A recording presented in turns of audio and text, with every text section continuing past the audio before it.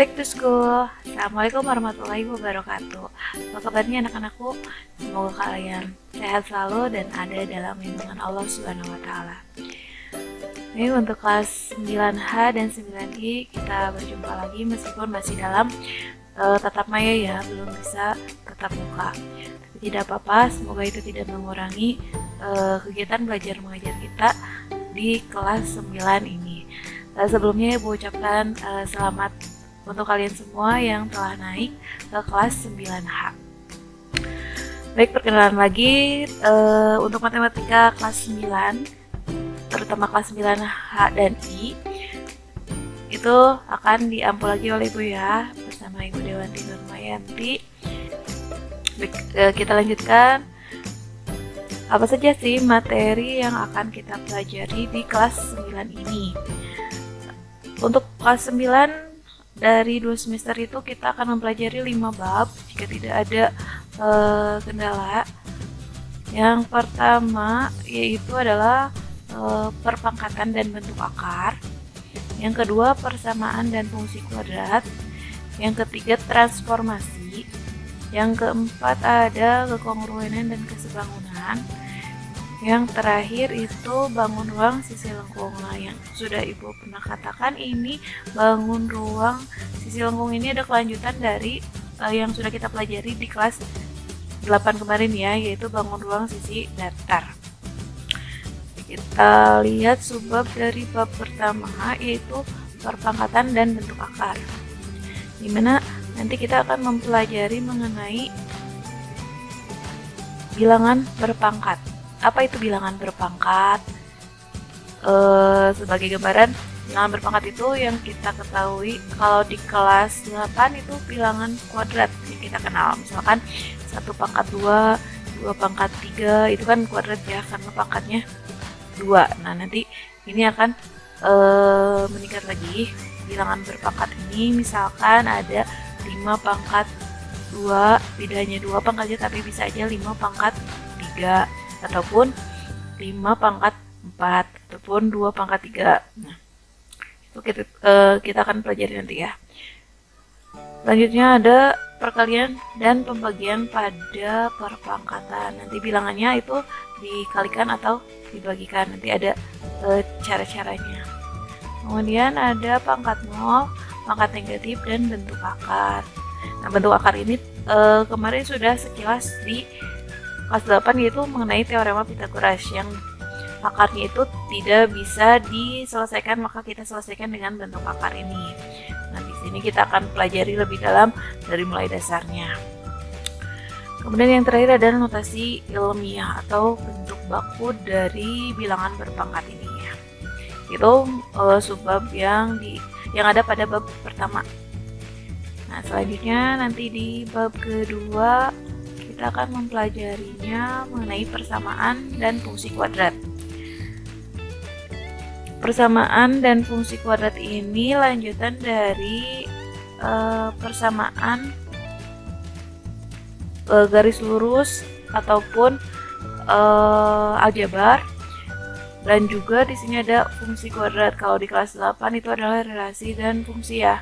Nah, kita gunakan kembali dasarnya di sini. Nah, ini subbabnya. Yang pertama ada persamaan kuadrat, yang kedua nanti ada grafik persamaan kuadrat. Jadi kita membuat grafik. Nah, ini diperlukan nanti bukunya buku berpetak ya, agar lebih mudah. Kemudian sumbu simetri dan nilai optimum. Nanti kita akan menemukan berapa sumbu simetrinya, berapa nilai optimum dari grafik tersebut. Jadi ini masih keterkaitan. Selanjutnya menentukan fungsi kuadrat dan aplikasi fungsi kuadrat. Jadi penerapan dalam kehidupan sehari-harinya itu bagaimana dari materi ini. Selanjutnya ada di bab 3. Bab 3 mengenai transformasi. Transformasi itu yang kita kenal perubahan ya. Perubahan apa saja? Kita lihat nanti yang akan berubah. Yang akan berubah itu objeknya ya. Dia bisa direfleksikan atau dicerminkan. Jadi objeknya ada 2 bercermin.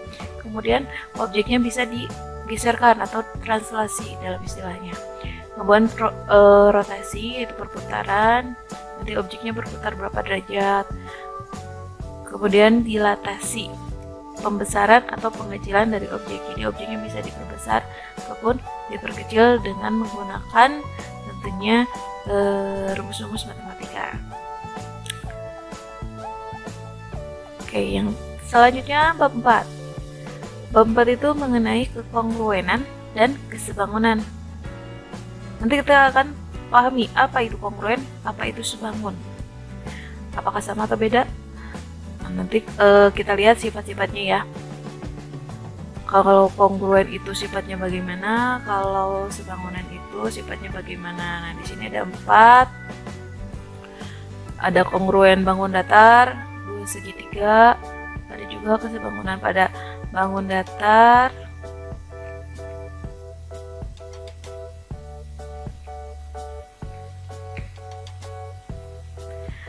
Ada juga kesebangunan bangun datar dan kesebangunan 2 segitiga.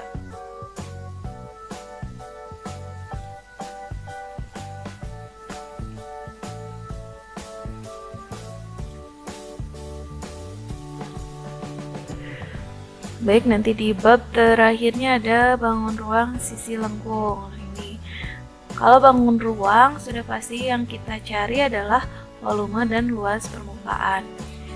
Dan di sini bangun ruangnya berupa sisi lengkung. Sisi lengkung itu diantaranya adalah tabung, kerucut, dan bola. Kita akan mencari volume dari tabung, kerucut, dan bola serta luas permukaan dari tabung, kerucut, dan bola, ataupun bisa saja volume gabungan ataupun luas permukaan dari gabungan beberapa bangun ruang sisi lengkung ini. Oke. Nah, untuk penilaiannya seperti biasa, Ibu akan melaksanakan penilaian dari 3 aspek, yaitu yang pertama pengetahuan. Pengetahuan dimulai dari latihan soal atau kuis. Jadi latihan-latihan soalnya itu harap kalian kerjakan agar tidak terlalu bolong ya nilai-nilainya. Kuisnya juga, jadi setiap ada pertemuan kalian harus mengikutinya agar tidak tertinggal. Jadi selain latihan soal, nanti ada penilaian harian, kemudian penilaian tengah semester, dan penilaian akhir semester. Dan seperti biasa, dari absen yang kalian lakukan setiap sebelum pembelajaran itu akan Ibu berikan poin, tambahan poin bagi yang melaksanakannya atau yang mengabsen sebelum jam akhir pelajaran tersebut. Jadi seperti biasa Ibu akan memberikan poin 5 poin bagi siswa yang tepat waktu dan tidak ada penambahan poin bagi siswa yang terlambat.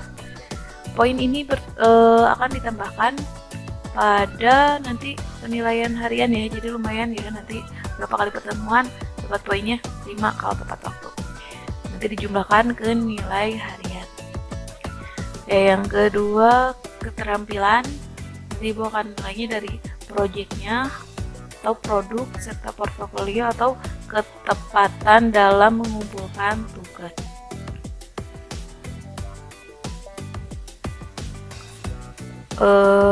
Keterampilannya nanti akan Ibu periksa dari atau nilai dari proyeknya, produk, portofolio atau ketepatan dalam mengumpulkan tugas ini ya. Yang terakhir nanti Ibu akan nilai adalah sikap kalian.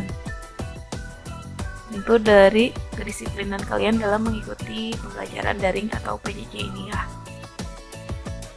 Baik. Jadwal atau jumlah pertemuannya ini perkiraannya selama 1 semester ini kita akan melakukan 29 kali pertemuan karena kita dalam seminggu itu 2 kali pertemuan ya, yaitu hari Senin dan Selasa. Untuk Seninnya dari jam 9.10 sampai jam 10 lebih 10. Nah ini jika batas waktu kalian mengabsen lebih dari jam 10 lebih 10 itu tidak akan ada penambahan poin. Begitupun di hari Selasa jika sudah lewat jam 10.20 itu tidak akan ditambahkan poin. Jadi selama dalam pembelajaran ini ya. Untuk hari Senin itu kita punya waktu 60 menit, jadi lumayan panjang. Ini bisa kita lakukan untuk materi atau penjelasan dari materi yang akan kita pelajari hari itu. Kemudian untuk hari Selasanya ini kita punya waktu sekitar 40 menit ya. Kita gunakan waktu ini untuk mengerjakan soal-soal atau latihan-latihan soal ataupun pembahasan dari soal-soal yang belum dipahami atau materi yang belum dipahami. Baik, aturan belajarnya, yang pertama, siswa dan guru wajib memasang foto profil di Google Classroom dengan menggunakan foto formal. Yang belum ganti, mohon diganti dulu untuk di Google Classroom-nya ya, untuk menggunakan foto formal. Kemudian, siswa dan guru datang tepat waktu ketika masuk daring. Jadi sudah standby di HP atau laptopnya masing-masing untuk pembelajaran pada hari itu. Dispensasi waktu hanya 15 menit kecuali jika sakit atau kendala dan selama KBM daring berlangsung, siswa dan guru harus standby. Jadi jika sakit atau izin pergi kemana, mohon konfirmasi dulu kepada guru yang bersangkutan. Terutama ibu mohon kalian untuk memberitahu hari itu bisa mengikuti pembelajaran atau tidak, agar di absennya juga tidak apa ya. Oke, berkata yang baik serta bersikap sopan dan santun selama pembelajaran daring berlangsung. Meskipun kita tidak tatap muka, tapi minimal dengan tatap maya ini kita tetap memperlakukan atau kita tetap mempunyai adab ya dalam belajar maupun dalam mengkonfirmasi ke gurunya. Itu harus berkata sopan. Bedakan dengan kalian WhatsApp ke teman-temannya ya. Oke, jika melakukan pertemuan virtual di Google Meet, siswa harus masuk ruang virtual Google Meet 10 menit sebelum waktu belajar dimulai dan harus menggunakan seragam. Ibu usahakan nanti kita akan melakukan Google Meet meskipun pertemuan pertama ini masih belum bisa karena ada beberapa kendala, tapi nanti kita agendakan, usahakan untuk Google Meet. Siswa harus mengumpulkan tugas tepat waktu. Jika tepat waktu akan mendapatkan nilai tambahan, dan jika terlambat maka nilainya akan berkurang 10 poin per minggunya. Nah, ini kedisiplinan kalian ya, semoga tidak mengalami pengurangan nilai. Tapi kalian harus mentarget dapat poin untuk tambahan nilainya. Siswa wajib mengerjakan semua tugas. Apabila tidak mengerjakan, proses pengolahan nilai siswa yang bersangkutan akan ditunda. Ya, jangan sampai nilai tugas-tugasnya kosong, agar proses pemberian nilainya juga tidak terkendala. Tapi selama kalian disiplin mengikuti PJJ ini untuk pengolahan nilai, semoga juga diberi kelancaran ya. Kemudian kehadiran siswa minimal 80% dari hari efektif. Ini untuk aturan belajar di kelas 9, terutama 9H dan 9I. Selanjutnya untuk tugas pertemuan hari ini, karena ibu belum memiliki kontak person kalian, jadi WhatsApp-kan foto kalian dengan gaya selfie, tapi harus terlihat wajahnya dengan jelas. Kemudian tuliskan nama, alamat, serta kelas kalian terutama ya. Jadi yang dituliskan nanti yang dikirimkan WhatsApp ke ibu adalah foto kalian selfie, terus nama kalian, kemudian kelas, serta alamat rumahnya, agar ibu dapat mengkonfirmasi kalian jika terjadi sesuatu. Tapi semoga kalian semuanya baik-baik saja. Baik, untuk pertemuan kita kali ini cukup sekian. Terima kasih, selamat belajar, tetap semangat, sehat, dan ceria selalu.